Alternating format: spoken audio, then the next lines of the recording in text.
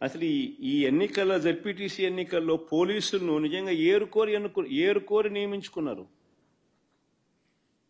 ఈ పోలీసులను కూడా కోరి ఎవరిని అక్కడ పెట్టాలి అని చెప్పి నియమించినారు. ప్రశాంతంగా పోలింగ్ జరిగేలా చూడాల్సింది పోయి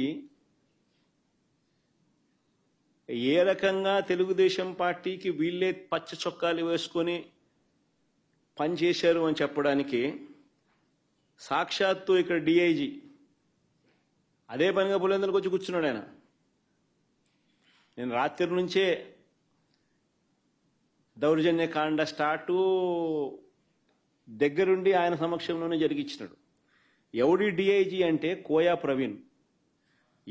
కోయా ప్రవీణ్ అంటే టీడీపీ మాజీ ఎంపీ గరికపాటి రామ్మోహన్ రావు గారి సమీప బంధువు, వరుసకు అల్లుడవుతాడు.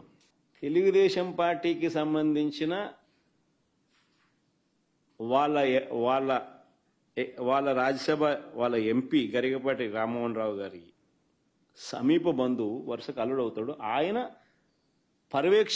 ఆయన ఆధ్వర్యంలో ఎన్నికలు జరుగుతూ ఉన్నాయి. పచ్చ చొక్కా వేసుకున్న డిఐజీ ఆయనకు సంబంధించిన డిఎస్పీలు, ఆయనకు సంబంధించిన సిఐలు హ్యాండ్ పిక్డ్